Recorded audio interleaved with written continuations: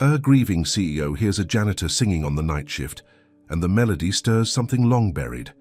But as secrets unravel and worlds collide, will music be enough to bridge the gap between them?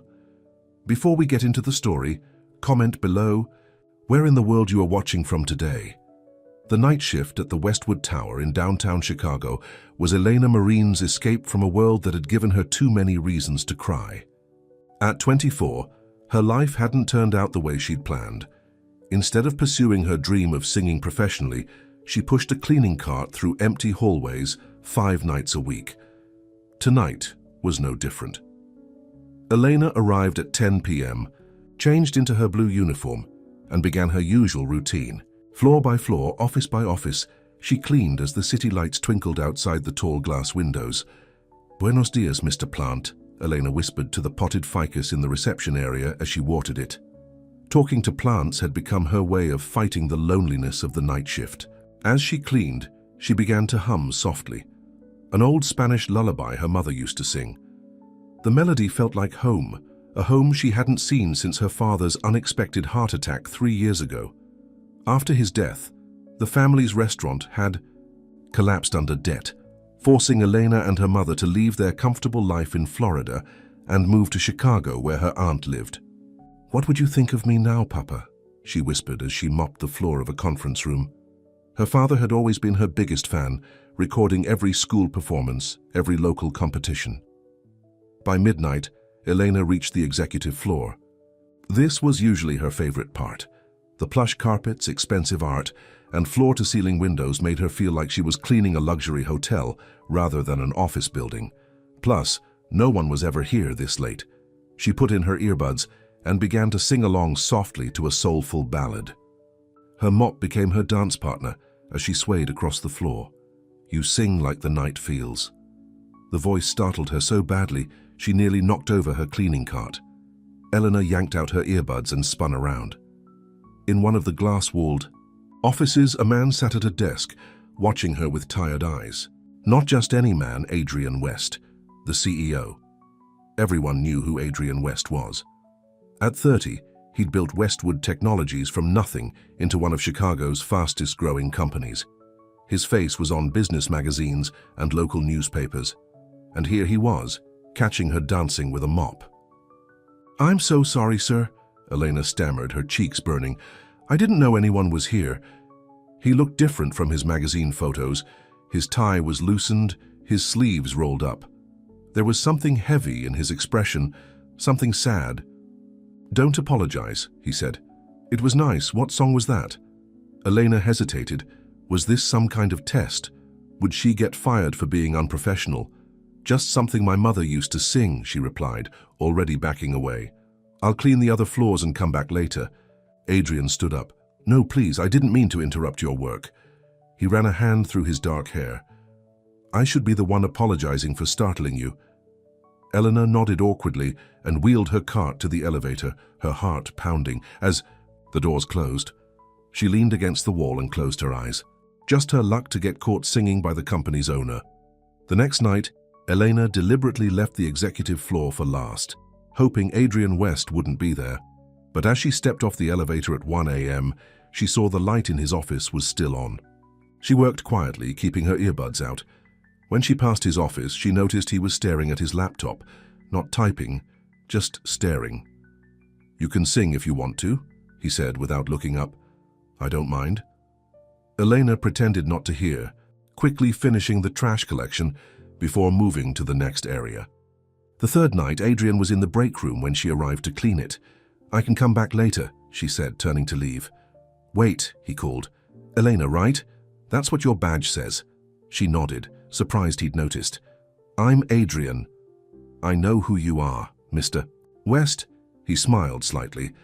"Just Adrian is fine. No one's here to stand on ceremony at this hour." He gestured to the coffee machine. "Would you like some? I made too much."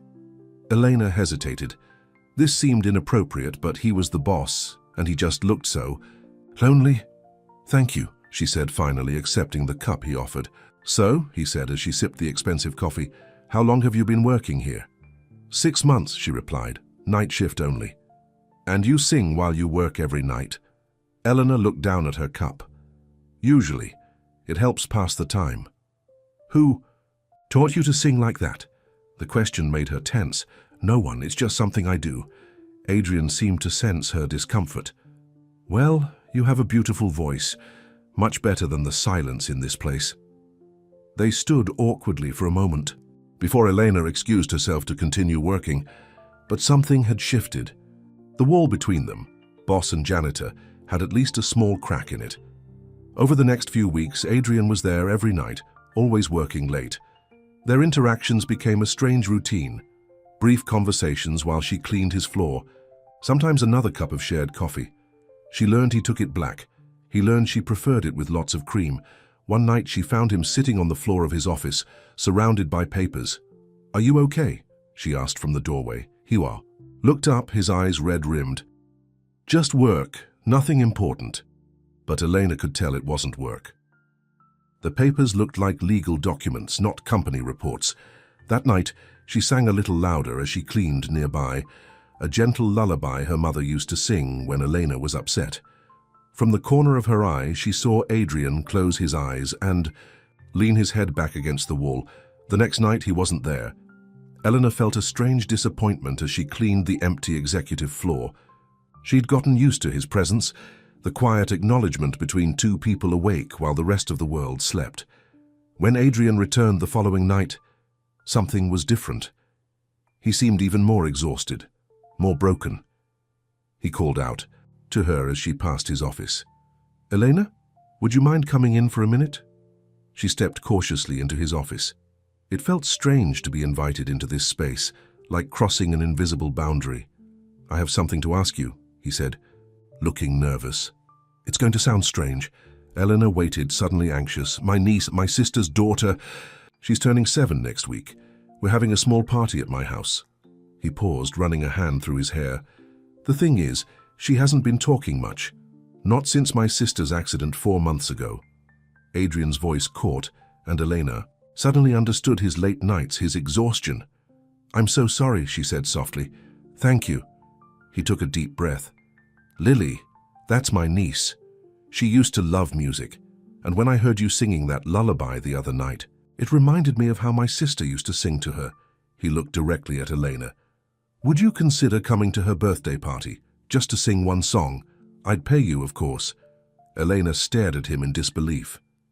"You want me to perform at your niece's birthday party? Just one song, a lullaby, perhaps." He looked embarrassed now. "I know it's an unusual request." "Why me?" Elena asked. "You could hire a professional." Adrian's gaze was steady. "Because when you sing, it doesn't sound like a performance. It sounds like comfort." Elena didn't know what to say. Everything about this felt wrong. A janitor at the CEO's house singing for his family, but the thought of that little girl suffering the same kind of loss Elena had experienced. "Okay," she said finally. "One song. But please, no payment. Consider it a birthday gift for Lily." Adrian's relief was visible. "Thank you, Elena. It means more than you know." As she finished her shift that night, Elena wondered what she had agreed to. She hadn't sung for anyone intentionally since her father died. The thought made her stomach knot with anxiety, but something about Adrian's request had touched her. Not because he was her boss, but because for the first time in years, someone had valued her voice. And maybe, just maybe, it could help a grieving child. What Elena didn't know was that this simple agreement would change everything. As she rode the bus home in the early morning light, she couldn't have guessed that stepping into Adrian West's world would awaken feelings she'd buried alongside her dreams.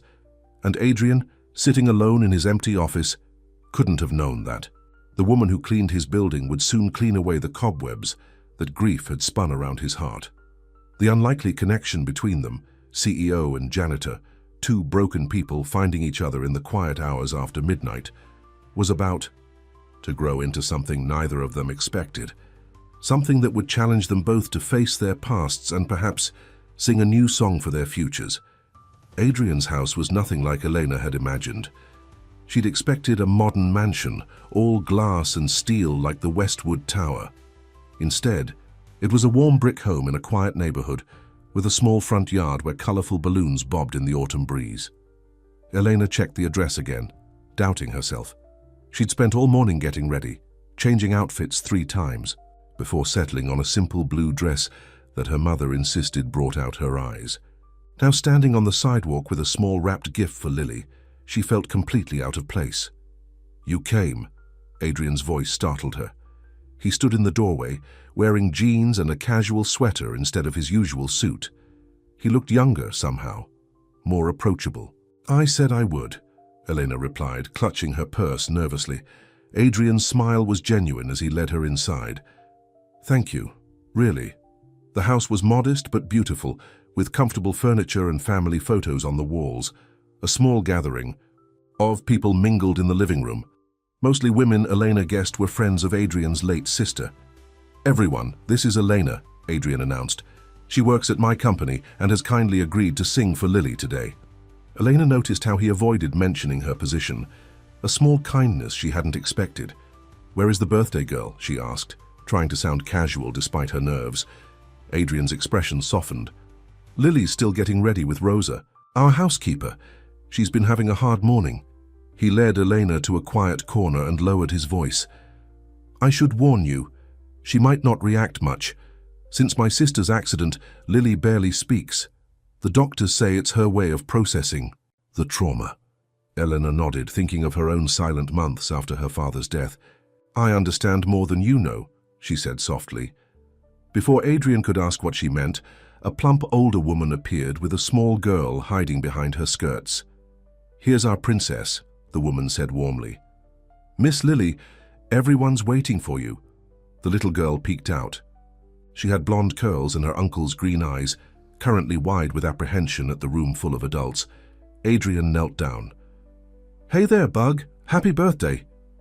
He held out his arms, but Lily only moved close enough for a brief hug before retreating. Again. The afternoon progressed with cake and presents. Eleanor watched as Lily opened gifts with subdued politeness, nothing like the excited 7-year-old she should have been. The adults maintained cheerful conversation around her, but Elena could feel the underlying sadness. This was a family trying its best to heal. When it came time for Elena to sing, Adrian gathered everyone in the living room. "Lily," he said gently, "Miss Eleanor has a special present for you. She's going to sing a song." The little girl sat on the couch clutching a new teddy bear, her expression blank. Eleanor's throat went dry. She hadn't performed for anyone in years, not since the local competition, where her father had proudly recorded her with his old camera. For a moment she thought she couldn't do it. The eyes of these strangers, the weight of Adrian's hope, the memory of her father's pride. But then she looked at Lily's eyes and saw something she recognized, the hollow emptiness of someone who'd lost part of themselves. Elena took a deep breath and began to sing, not the prepared English lullaby she'd practiced, but the Spanish one her mother had sung during the hard days after her father's death. The one about stars watching over loved ones when they couldn't be with you anymore. Her voice was shaky at first, then grew stronger, filling the quiet room. She kept her eyes on Lily, singing directly to her, as if they were the only 2 people there. Something shifted in the little girl's face. A tiny spark of interest, then recognition of the emotion in the melody, if not the words. By the final verse, Lily's grip on the teddy bear had loosened slightly. When Elena finished, the room was silent. Then Rosa, the housekeeper, wiped a tear from her cheek and began to applaud. The others joined in, their faces showing surprise and appreciation. But Elena only cared about one reaction. Lily hadn't clapped or smiled, but she was looking directly at Elena now, really seeing her. "Thank you," Adrian said, his voice thick with emotion. "That was beautiful." The party wound down soon after. As the guests left, Eleanor prepared to go too, but Adrian asked her to stay for a moment. "I want to show you something," he said, leading her to the kitchen where Lily sat at the table coloring with Rosa. When the little girl saw Eleanor, she pushed her drawing across the table. It was a simple crayon picture of a woman in a blue dress with musical notes around her head. "Is this for me?" Elena asked in surprise. Lily nodded, the smallest of movements but a response nonetheless. "It's beautiful." "Thank you," Elena said, kneeling to the child's level.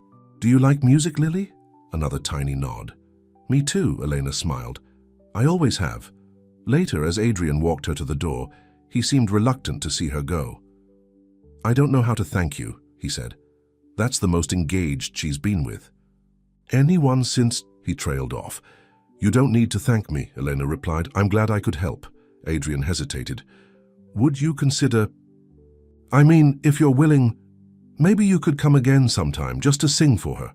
I'd pay you properly, of course." There it was again. The offer of money, the reminder of their different worlds. "Mr. West." "Adrian, please." "Adrian," she corrected herself. "I'm not sure that's appropriate. I work for your company." "Not for me directly," he pointed out. "And this would be completely separate." Elena fidgeted with her purse strap. "I need to think about it." "Of course," he said quickly. "Take all the time you need." He handed her a business card. "My personal number, if you decide you're willing." That night at work, the Westwood Tower felt different. As Elena cleaned, she found herself glancing toward the executive floor, wondering if Adrian would be there. But his office remained dark. She tried to focus on her tasks, but Lily's face kept appearing in her mind. And the look in Adrian's eyes, when she'd sung that lullaby. "This is crazy," she muttered to herself. "He's not interested in you, he just wants help with his niece." But on her break, she found herself dialing his number anyway. "Elena?" Adrian answered on the first ring, sounding surprised. "I've been thinking about your offer," she said. "If it would help Lily, I could come once a week, but no payment. That's very generous, but I can't ask you to—" "You're not asking. I'm offering," Elena interrupted. "But I have a condition." "Name it," Adrian said. "Tell me about your sister." "About Lily's mum. If I'm going to help her, I need to understand what she's lost." The line went quiet for so long, Elena thought the call had dropped. Then Adrian spoke, his voice heavy with grief. "Her name was Sophia. She was my little sister, only 28 when she died. Single mum, raising Lily on her own after her husband left them."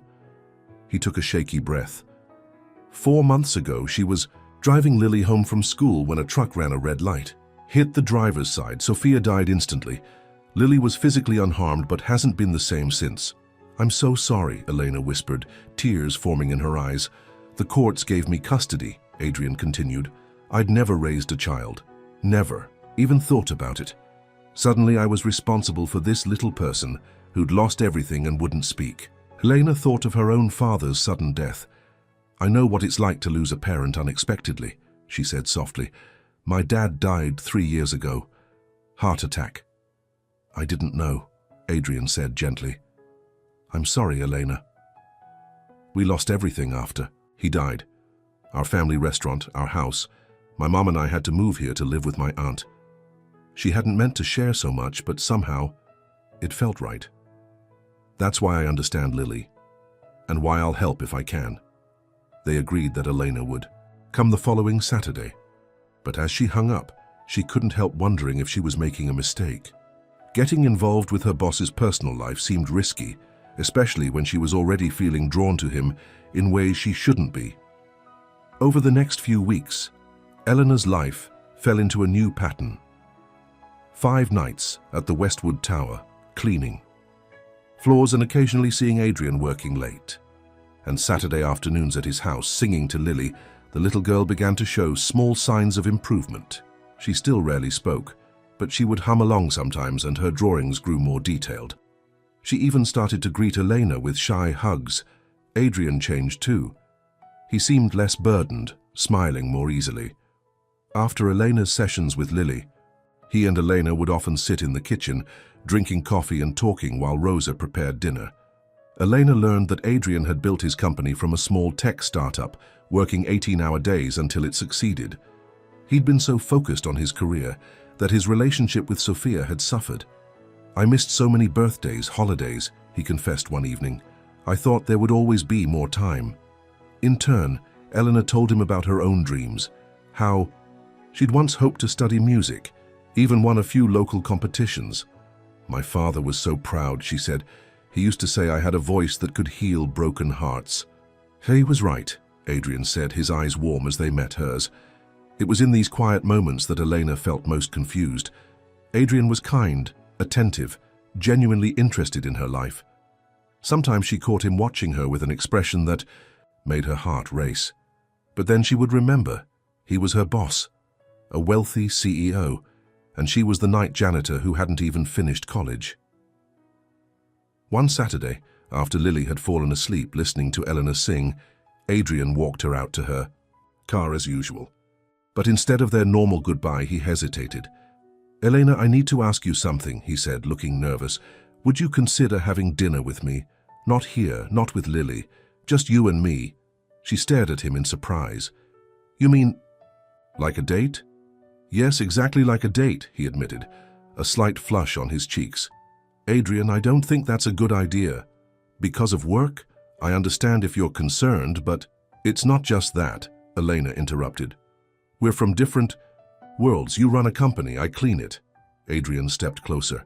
"Do you think I care about that? Elena, when you sing, when you talk about your family, when you sit with Lily, I see who you are. And that's the person I want to know better." Elena's heart pounded. Part of her wanted to say yes immediately. But another part, the practical part that had learned hard lessons about reality after her father's death, held her back. "I need to think about it," she said finally. He nodded, clearly disappointed but respectful. "Of course, take all the time you need." That night, Elena couldn't sleep.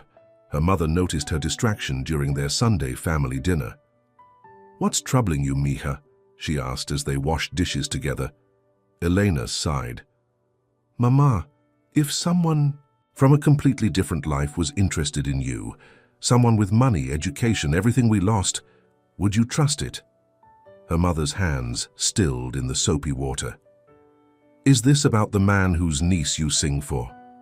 Elena nodded, not surprised her mother had figured it out. She'd told her about the Saturday visits, but not about her growing feelings for Adrian. "Elena, listen to me. Your father and I had nothing when we started. We built our life from hard work and love." She dried her hands and touched Elena's cheek. "What matters is not what a person has, but who they are when no one important is watching. And if it ends badly," her mother shrugged, "then it ends badly, but at least you won't wonder what might have been." That Monday night, Elena arrived, at work with butterflies in her stomach. As she'd hoped, Adrian was in his office when she reached the executive floor. "Hi," she said softly from the doorway. He looked up, his tired expression immediately brightening. "Eleanor." "Hi." "About dinner," she began, her voice steadier than she felt. "I'd like that. Very much." Adrian's smile was like sunrise after a long night. "Really?" "Yes, but let's take it slow, okay? There's Lily to consider, and the fact that you technically sign my paychecks." "Absolutely," he agreed quickly. "Whatever you're comfortable with." As Elena pushed her cart away to continue her rounds, she couldn't help smiling. For the first time in years, she felt like singing not from habit or obligation, but from joy. What she didn't know was that their budding relationship was about to face its first real test, one that would challenge everything they were beginning to feel for each other. The following night, as Elena hummed her way through the legal department, her supervisor Mark appeared unexpectedly. "Elena, glad I caught you," he said. "Security mentioned you've been spending time with Mr. West after hours, and now I hear you're visiting his home on weekends?" Elena's stomach dropped. "It's not what you think. I'm just helping his niece. She lost her mother recently." Mark raised an eyebrow. "Look, what you do on your own time is your business, but people are talking, and I need to make sure you understand company policy about fraternization between management and staff." "We're not," Elena started, but Mark held up a hand. "I'm not accusing, I'm warning, be careful. These situations rarely end well for people at our level." After he left, Elena leaned against the wall, fighting tears. Mark was right. She was being foolish. What future could there possibly be between someone like her and someone like Adrian? "West?" Elena avoided Adrian for days after her conversation with Mark. She sent a text cancelling her Saturday visit with Lily, claiming she wasn't feeling well. It wasn't entirely a lie. The knot in her stomach hadn't eased since Mark's warning. At work, she deliberately arrived later than usual, making sure to clean the executive floor when she knew Adrian would be gone. But on Thursday night, he was waiting by the elevator when she arrived. "Are you avoiding me?" he asked directly, concern in his eyes. Elena clutched her cart handle. I've been busy. Busy enough to ignore my calls and cancel with Lily? She missed you. Guilt stabbed at Elena's heart. I'm sorry about that. It's just, my supervisor spoke to me about us. Apparently people are talking. Adrian frowned. Talking about what? You helping my niece?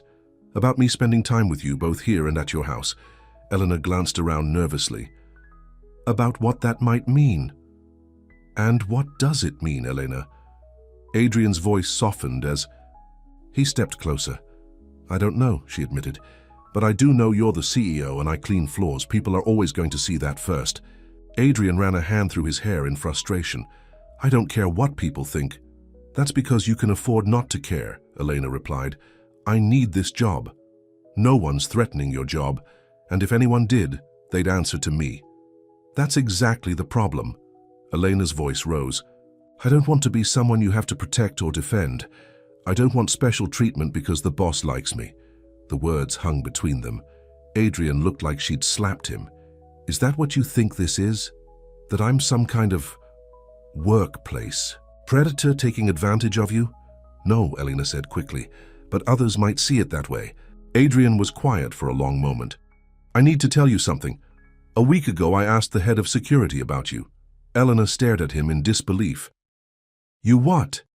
Not like that, he said quickly. I just wanted to know more about you, and I was too nervous to ask directly. So I had him look at your employment file. The betrayal hit Elena like a physical blow. You checked up on me like I was, what, a potential security risk? That's not why. Did you find what you were looking for? Elena cut him off, anger, replacing her earlier anxiety. Did my background check satisfy your curiosity about the cleaning lady?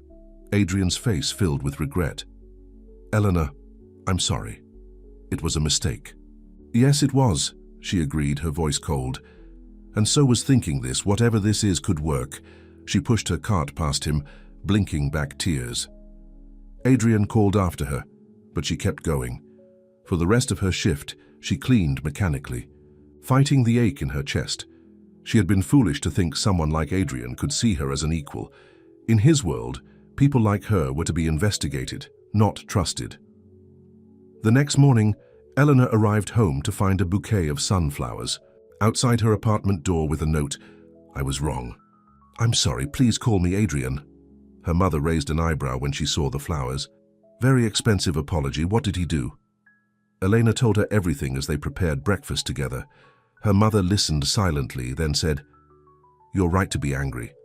He should have asked you directly, not gone behind your back. Exactly, Elena said, relieved her mother understood. But, her mother continued, you should also ask yourself why he did it. Fear makes people do foolish things. And a man like him, used to control, might be very afraid of the feelings you give him. Elena shook her head. It doesn't matter why. The point is, he treated me like someone beneath him. Perhaps, her mother agreed. Or perhaps he simply didn't know how to approach someone he truly cares for. Pride is an expensive comfort, Mika. Don't let it cost you something valuable. For the next week, flowers arrived every day with simple notes. Lily asks about you. Or, the office is too quiet without your singing. Elena ignored them all, along with Adrian's calls and texts. She switched shifts with another cleaner to avoid seeing him at work. The distance should have made her feel better. Instead, she felt hollow, her songs replaced by silence as she worked. On Friday night, Elena was emptying trash cans on the 12th floor when the security guard approached her. Package for you at the front desk, he said. Been there all day. Elena frowned. From who? The guard shrugged. Boss's niece, I think. Little girl's handwriting on the card. Curious despite herself, Eleanor went downstairs. The package was small, wrapped in colorful paper with stickers all over it. The card, as the guard had said, was in a child's careful handwriting. For Miss Elena. Please come back. Love, Lily. Inside was a simple recording device. When Elena pressed play, she heard Lily's small voice speaking more words at once than Elena had ever heard from her. Uncle Adrian is sad. He says you're mad at him because he did something stupid. Please don't be mad anymore. I miss your songs. He misses you too. Elena sat heavily on a nearby chair, tears filling her eyes. She'd been so caught up in her pride, in the hurt of Adrian's mistake, that she'd forgotten about Lily, a child who had already lost too much. Before she could change her mind, she pulled out her phone and dialed Adrian's number. "Elena?" He answered immediately, hope in his voice. "I got Lily's present," she said, quietly. She made it herself, insisted on recording the message alone. It got to me. Eleanor took a deep breath. "I can come tomorrow. For Lily." "Thank you," Adrian said, the relief evident in his voice. "And Elena, I really am sorry. What I did was wrong." "Yes, it was," she agreed. "But everyone makes mistakes." The next day, returning to Adrian's house felt strange, both familiar and new. Rose greeted her with a warm hug, while Lily ran straight into her arms. "You came back," the little girl exclaimed, showing more emotion than Elena had ever seen from her. "I promised I would," Elena said, holding her tight. Adrian stood back, giving them space. When he finally approached, his eyes were sincere. "Thank you for coming," he said simply. They fell into their old routine, Elena singing to Lily, the little girl drawing pictures as she listened. But there was a new tension in the air, unspoken words between Elena and Adrian. After Lily went upstairs for her nap, Adrian asked Elena to join him in the living room. "I need to explain," he said, as they sat on opposite ends of the couch. "Not to excuse what I did, but so you understand." Elena nodded for him to continue. "After Sophia died, I felt like I'd failed her. I wasn't there when she needed me most." He took a shaky breath. "Then suddenly I had Lily, this broken little person depending on me, and I had no idea how to help her. Until you sang that first day." His eyes met Eleanor's. "When I saw how you connected with her, it was like watching a miracle, and I started to feel something for you that scared me. So I did what I always do when I'm scared. I tried to control the situation, to know everything I could about you." "By checking my background," Eleanor said softly. Adrian nodded. "It was wrong. I should have simply asked you about your life, your dreams, your past. Trusted you to share what you wanted me to know." "Yes, you should have," Eleanor agreed. But the anger had faded, replaced by understanding. She knew what fear could do to a person. Hadn't she been avoiding Adrian out of her own fear? "The thing is," Adrian continued, "the moment I saw your file, your scholarship to music school that you had to decline after your father died, the competitions you won, I felt even worse, like I'd violated something precious." Eleanor's head snapped up. "You saw all that?" "Enough to know you gave up a lot to take care of your family. That you're not just someone who cleans floors, you're someone who sacrificed her dreams to shoulder responsibility." His voice grew passionate. "And when I heard you sing to Lily that first day, I knew your dreams weren't dead, just waiting." Something shifted in Elena's heart. Here was a man who had looked at her file and seen not a janitor, but a woman with postponed dreams, with talent, with worth. "I want to know you, Elena," Adrian said earnestly. "Not from a file, but from you, if you'll still let me." She was quiet for a long moment. "There's still so much against us, the company, the differences in our lives. I don't care about any of that. Do you? Did she?" Helena thought about her father, who had taught her that character mattered more than money, about her mother who said fear shouldn't stop you from reaching for happiness. "No," she admitted finally. "I care about who you are, not what you have."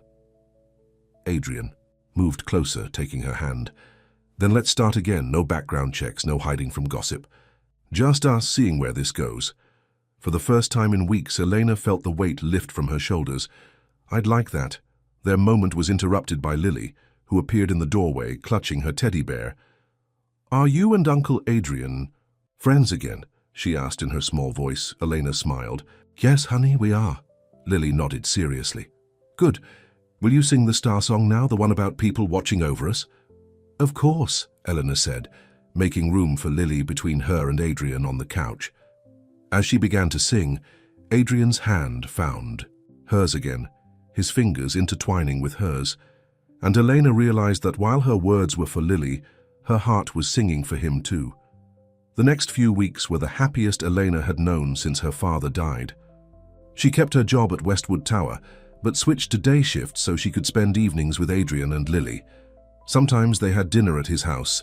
Other times Adrian would pick her up after work for simple dates, walking along the lake, trying small neighborhood restaurants, once even attending a local jazz club, where Elena was moved to tears by the live music. Their relationship blossomed in these quiet moments. Adrian loved hearing Elena talk about her childhood in Florida, her father's restaurant where she'd first sung for customers.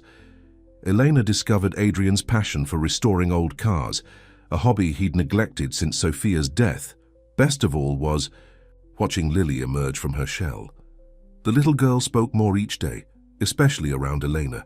She began to sing along with the lullabies, her sweet voice joining Elena's in a duet that often left Adrian blinking back tears. "You've brought music back into our lives," he told Elena one evening as they sat on his porch swing watching the sunset. "Not just the singing, but the joy of it." Elena leaned her head on his shoulder.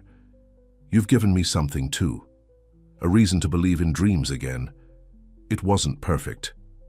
There were still challenges, whispers at work, the occasional awkward moment when they encountered Adrian's business associates while out together. But they faced each hurdle together, growing stronger as a couple. Then came the night that would test their newfound happiness. It was Rosa's birthday, and Adrian had arranged for her to have dinner with her family, while he, Eleanor, and Lily had a pizza and movie night. After the movie, Lily fell asleep on the couch between them. "She looks so peaceful," Elena whispered. Brushing a curl from the child's forehead, Adrian's expression was thoughtful. "She's different with you, happier, more like the Lily she was before we lost Sophia." "Children are resilient," Elena said. "They heal with love and time." Adrian took her hand. "Elena, there's something I need to ask you." The seriousness in his voice made her heart skip. "What is it?" "These past months, watching you with Lily, seeing how she responds to you, it's made me think about the future. Our future." He squeezed her hand. "I never expected to fall in love again, but I have, with you." Elena's breath caught. It was the first time either of them had said the word love. "I love you too," she whispered, the words feeling right, natural. Adrian's smile was like sunrise. "Then I need to ask you something important, something that might seem sudden but feels completely right to me." He reached into his pocket and pulled out a small velvet box. Eleanor's eyes widened. "Adrian, let me finish," he said gently. "I know we come from different worlds. I know there will be people who don't understand. But when I'm with you, I feel whole again. And I've seen how Lily lights up around you." He opened the box to reveal a simple but elegant diamond ring. "Elena Marine, will you marry me? Will you help me raise Lily and maybe someday have children of our own? Will you let me support your dreams the way you've supported ours?" Tears filled Elena's eyes. In that moment, all her doubts and fears seemed insignificant compared to the love she felt for this man and his niece. This unlikely family that had found her in the dark hours after midnight. "Yes," she whispered, her voice breaking with emotion. "Yes, I will marry you." Adrian slipped the ring onto her finger, then kissed her. A kiss filled with promise and hope. When they parted, they found Lily awake, watching them with wide eyes. "Are you going to be my new auntie?" she asked, her voice small but hopeful. Elena laughed through her tears. Adrian met her eyes and said softly, "I'd like her to be." Lily's face broke into the biggest smile they'd ever seen from her. "Me too," she declared, throwing her arms around Elena's neck. As Elena held the little girl close, Adrian's arms encircling them both, she thought of all the twists and turns that had led her here.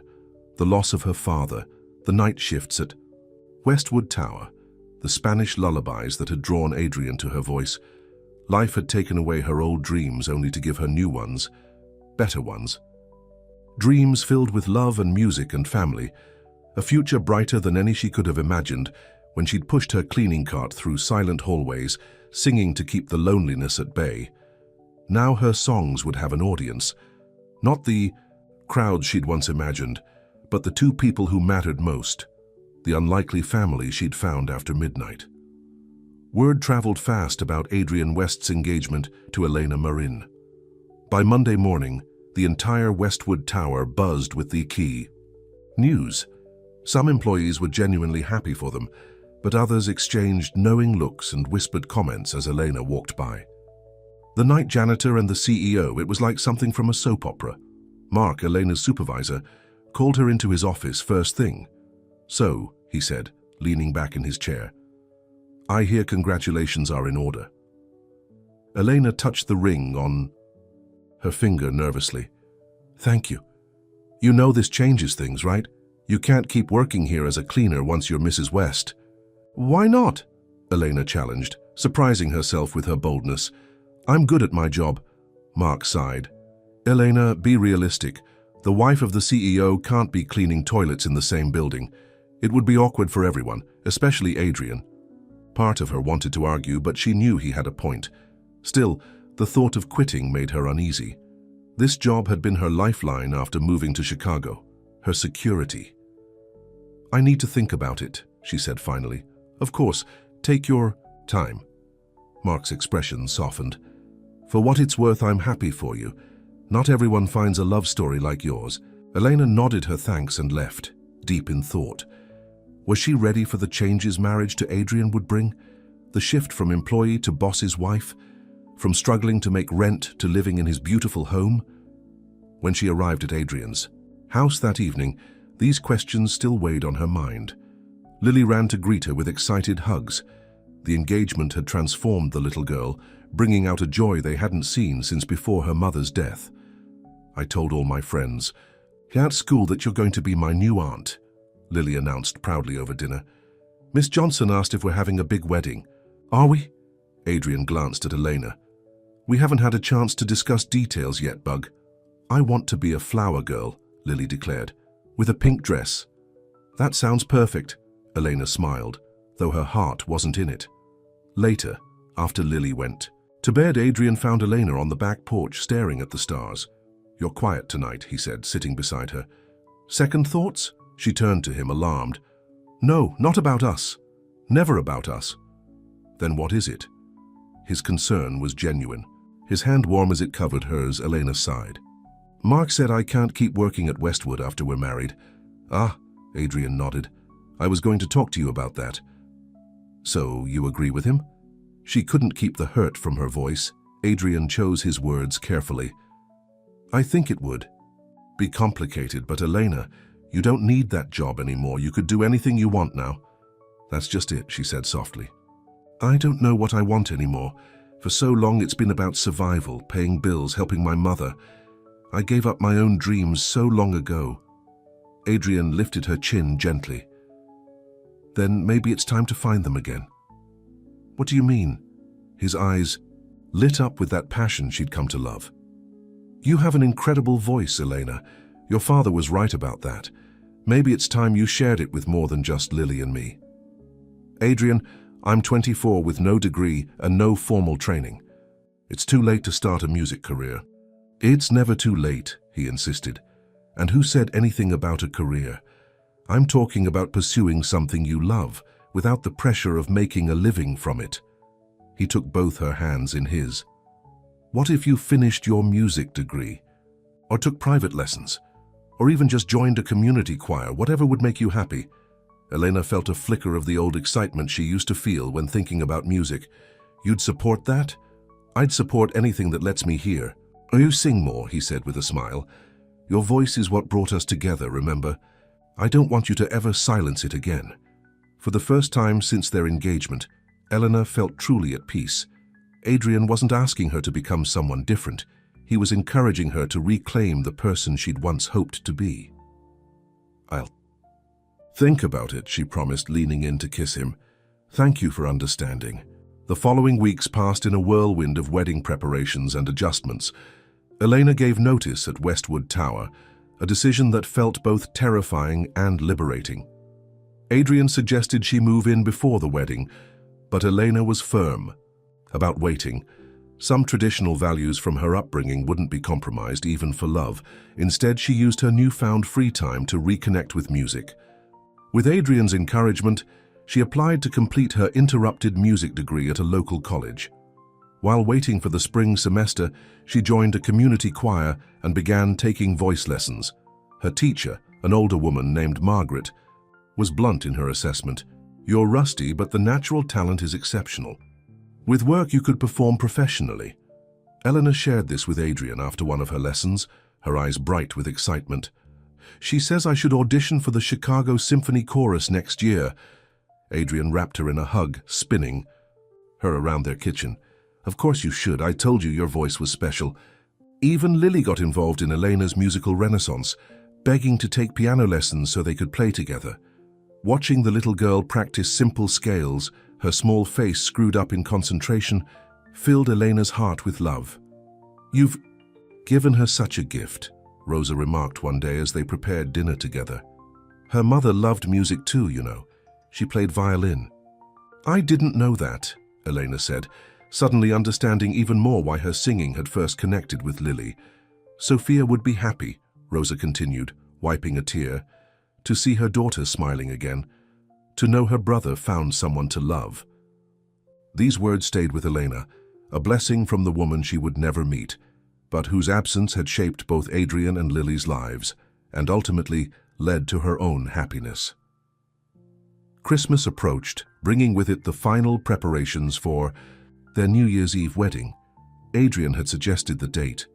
"So every year the whole world will celebrate our anniversary with us," he'd said with that boyish smile that still made her heart flutter. They decided on a small ceremony at Adrian's house, soon to be their house. Just family and close friends, with Lily as the flower girl in her requested pink dress. 2 days before Christmas, Elena went to pick up her wedding dress with her mother and aunt. As the saleswoman made final adjustments, her mother wiped away tears. "Your father would be so proud," she said, squeezing Elena's hand. "Not because you're marrying a rich man, but because you found someone who treasures your voice the way he did." Elena hugged her mother tightly. "I wish he could be here." "He is, Mia," her mother whispered. "He is." That evening, Adrian hosted a small dinner party, a chance for Elena's family to get to know his closest friends before the wedding. Elena was in the kitchen helping Rosa when she overheard a conversation from the dining room that made her blood run cold. "I still can't believe Adrian's actually going through with this," a woman's voice said. "I mean, she seems sweet enough, but come on, she was his janitor." "People fall in love in strange ways," a man replied diplomatically. "It's not love, it's guilt," the woman insisted. "After Sophia died, he was a mess. Then this girl comes along, sings to Lily, makes the kid talk again. Of course he thinks he's in love. He's confusing gratitude with love." Elena felt like she'd been punched in the stomach. The worst part was that the woman had voiced her own secret fear, that Adrian's feelings stemmed from appreciation for how she'd helped Lily, not true love for her. She slipped out the back door onto the porch, needing air. Moments later, the door opened behind her. "I thought I might find you out here." It was Julia, Adrian's closest friend, a woman who'd always been kind to Elena. "You heard Karen, didn't you?" Elena nodded, unable to speak past the lump in her throat. Julia sighed. "Karen's always been in love with Adrian, has been since college. He's never seen her as more than a friend." "That doesn't mean she's wrong," Eleanor said quietly. "Yes, it does." Julia's voice was firm. "I've known Adrian for 15 years. I've seen him date society girls, executives, even an actress once. I've never seen him look at anyone the way he looks at you. But what if—" "No what ifs," Julia interrupted. "The night of your first date, he called me. Do you know what he said? 'Jules, I've met the woman I'm going to marry.' This was after one dinner." Elena felt tears threatening. "Really? Really? And I've never heard him so certain about anything." Julia put an arm around Elena's shoulders. "Don't let Karen's jealousy poison what you and Adrian have." Elena took a deep breath, letting Julia's words sink in. Then she straightened her shoulders and went back inside to the man she loved. Later that night, as they said goodbye to the last guests, Adrian noticed Elena's pensive mood. "Was it terrible?" he asked, half joking, "meeting all my stuffy friends?" "No, they were lovely mostly." She hesitated, then decided on honesty. I overheard Karen saying some things about us. Adrian's expression darkened. What things? That you're confusing gratitude with love because of how I helped Lily. To her surprise, Adrian laughed. Karen's been trying to get me to notice her romantically for 10 years. Of course she'd say that. But is there any truth to it? Elena pressed, needing to hear him say it. Adrian took her face in his hands. Elena, I was falling for you before. You ever met Lily? The night I heard you singing in an empty office building, something in me recognized something in you. The fact that you later helped my niece heal is a blessing I'll always be grateful for. But it's not why I love you, he kissed her gently. I love you because you sing from your soul, because you see beauty in simple things, because you've faced loss, but still have so much love to give. I love you, Elena Marin, not for what you've done, but for who you are. Any lingering doubts Elena had carried vanished in that moment. This man, this wonderful, caring man, saw her completely and loved her truly. New Year's Eve arrived with perfect winter weather, a light dusting of snow that made everything sparkle, but clear skies and surprising warmth for December in Chicago. Elena got ready in Adrian's guest room, surrounded by her mother, aunt, and Julia, who had quickly become a friend. Lily darted in and out, excited in her pink dress and flower crown. Uncle Adrian can't stop checking his watch, she reported breathlessly. He says time is moving too slow. Tell him good things are worth waiting for, Eleanor's mother replied with a wink. When it was time, Eleanor's uncle, standing in for her father, came to escort her downstairs. The living room had been transformed into an intimate chapel, with white flowers, twinkling lights, and about 30 guests standing as she entered. But Elena saw only Adrian, waiting for her with love shining in his eyes, and Lily beside him, practically bouncing with excitement. The ceremony was simple and heartfelt. They exchanged traditional vows, their voices steady and sure. When they were pronounced husband and wife, Adrian kissed her with such tenderness that several guests dabbed at their eyes. During the reception, Adrian surprised Elena by unveiling a baby grand piano in the corner of the living room. A wedding gift for you and Lily to play, he explained, to fill our home with music. Later, as midnight approached, Adrian led her to the piano. Would you sing for us, for our first new year as husband and wife? Elena nodded, sitting at the beautiful instrument. Her fingers found the keys as she began to play and sing the lullaby that had first connected her to Lily, the song about stars watching over loved ones. But she'd written a new verse, one that spoke of finding love in unexpected places, of dreams, reborn, of music that heals broken hearts. As she sang the final notes, Adrian pulled her to her feet, just as the countdown to midnight began. 10, 9, 8. Everyone chanted. I love you, Eleanor West, Adrian whispered, using her new name for the first time. 3, 2, 1, Happy New Year. As fireworks burst in the sky outside, Adrian kissed his bride. Lily squeezed between them and they lifted her up, a family circle formed in love and sealed with a melody.